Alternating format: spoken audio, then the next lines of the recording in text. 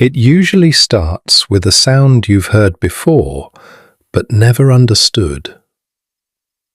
A sudden burst of harsh, repeated calls, not the gentle chatter of the morning, something sharper.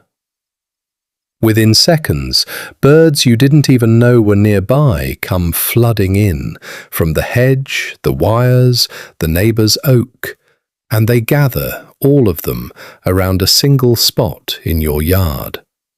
They call and call. They will not settle.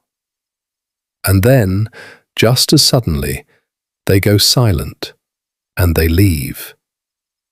And for the rest of that day, the feeder you keep so carefully sits untouched.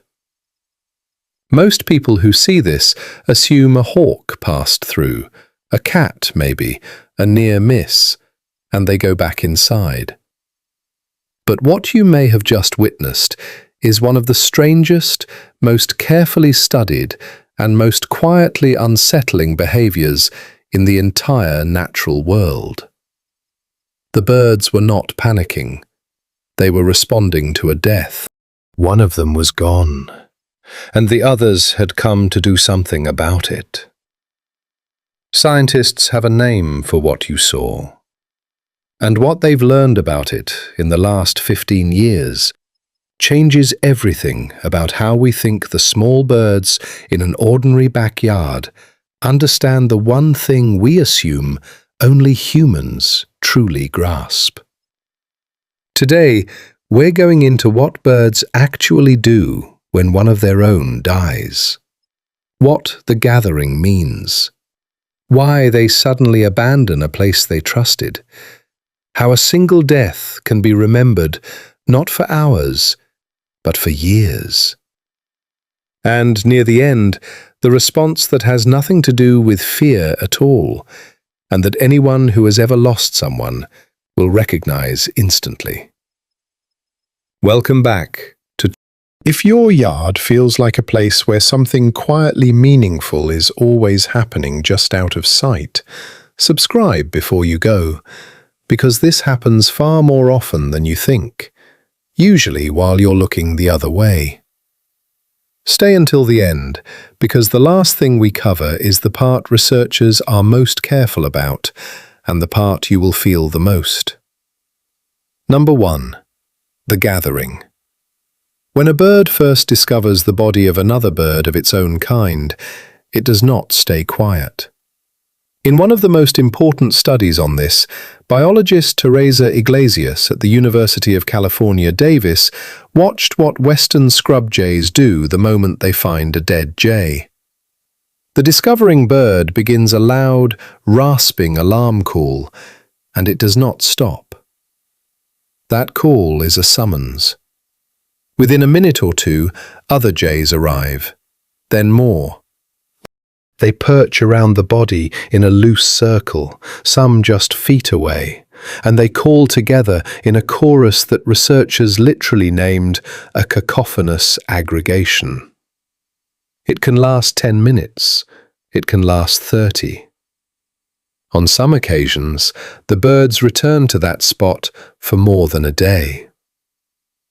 Here is the detail that stops people. In most cases, the gathered birds do not touch the body at all. They don't peck at it. They don't try to move it. They simply surround it, and they make sure every bird within earshot knows. To anyone watching from a kitchen window, it looks less like chaos and more like a ceremony. And that resemblance is exactly what started scientists asking harder questions. Number 2. Why they come. The obvious assumption is grief, but the leading scientific explanation is colder and in some ways more remarkable. To a bird, a dead member of its own species is not just sad news. It is information. It means something killed a bird here. This place, which was safe yesterday, is dangerous today. So the gathering is, in large part, an investigation. The birds are studying the scene, learning the location, scanning for whatever did this, fixing the danger in memory. And then they act on it. In Iglesias's work, the scrub jays stopped feeding in that area and stayed away. In studies on crows, researchers found that placing a single dead crow near a reliable food source was enough to make the whole local group abandon that food, sometimes for days. Think about what that means for your own yard. If your feeder ever goes quiet for a day for no reason you can see, no hawk, no storm, no empty feeder, it is possible the birds know something happened there that you never witnessed. They are not avoiding you. They are avoiding a memory. And that memory, it turns out, can be shockingly specific. Number 3, the face they don't forget. This is where crows change the story entirely. At the University of Washington, researchers John Marsluff and Kaylee Swift ran an experiment that has become famous. A volunteer wearing a particular mask would appear in an area holding a dead crow, just holding it, doing nothing else. The crows reacted exactly as you'd expect. They scolded, they mobbed, they raised the alarm. But the experiment didn't end there. The researchers came back, days later, weeks later, and every time someone wore that same mask, even with no dead crow anywhere in sight, the crows recognized the face and scolded it on sight.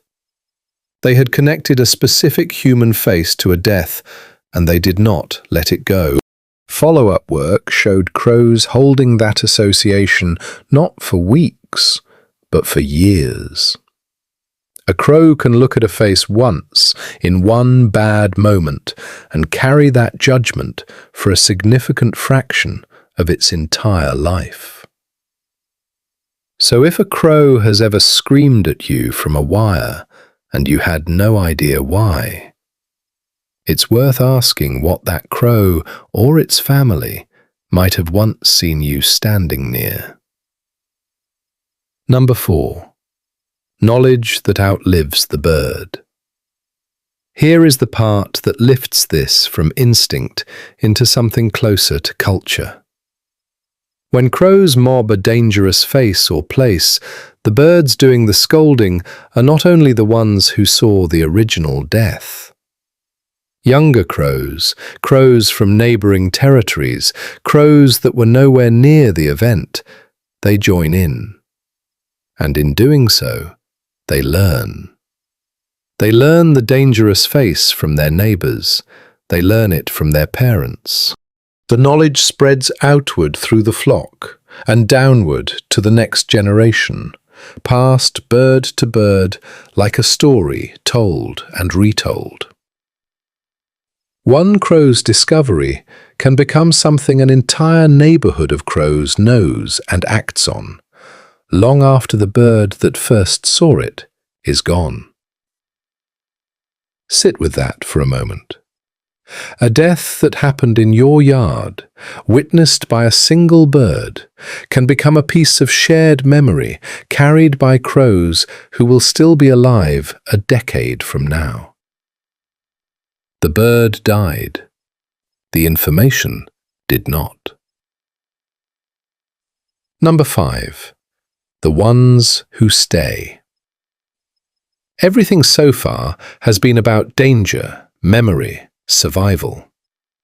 But there is another response, and it appears in the birds that do something most of us think is rare in nature. They mate for life. Geese, swans, mourning doves, certain crows and jays. When one partner in a lifelong pair dies, the survivor often does not simply move on. Observers describe a bird that returns again and again to the place it last saw its mate. A bird that calls, the contact call meant for one specific partner, and waits, and calls again, A bird that stops feeding normally, that sits apart, that loses, for a time, the will to do much of anything. The great naturalist Konrad Lorenz, who spent his life among greylag geese, wrote that a goose that has lost its partner shows every sign we would call grief in a person.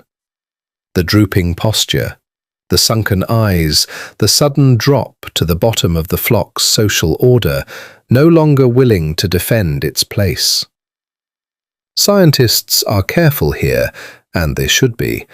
They will not claim to know what a goose feels, but they will tell you this: the behavior is real, it is measured, and it looks, from the outside, exactly like mourning. And maybe the honest thing to say is that the line we drew, the one with human grief on one side and mere animals on the other, was never as solid as we wanted it to be. So the next time your yard erupts, that sudden wall of harsh calls, every bird converging on one spot, and then the silence and the empty feeder for the rest of the day, you'll know it may not have been a hawk at all. You'll know that somewhere in that small, ordinary patch of grass, a death was discovered, that it was announced, that it was studied and remembered and carried outward to birds you'll never see, and that somewhere nearby there may be one bird returning to the same branch, making the same call, waiting for an answer that isn't coming. The birds in your yard notice when one of them is gone. They always have. We just never knew to look. Now, I want to hear from you. Have you ever seen birds gather and cry out over one spot in your yard, or watched a single bird return again and again to a place, as if it were waiting for someone? Tell me what you saw in the comments below. I read every single one. And if this gave you a new way of seeing the birds outside your window, subscribe and stay with me. There's a great deal happening out there that we were never meant to see. I'll see you in the next one.